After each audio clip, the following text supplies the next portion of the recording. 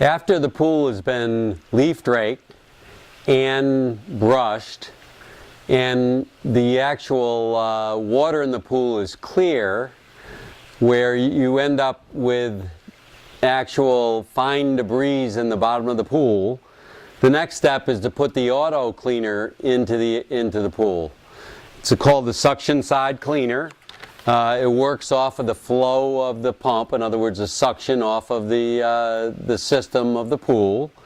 And literally the easiest way to deal with this is hooking the actual suction side cleaner onto the end of the hose, and then literally put the actual cleaner in the water and feed the hose literally down in the water.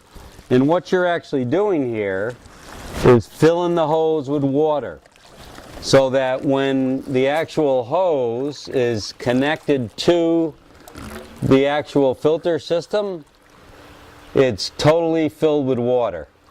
So it's filled with water now, we push it through the skimmer and just insert it into the suction side of the system and allow your auto cleaner to do the work.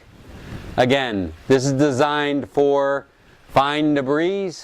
We've already taken out the heavy debris, and now go have a cocktail and let the auto cleaner do its job.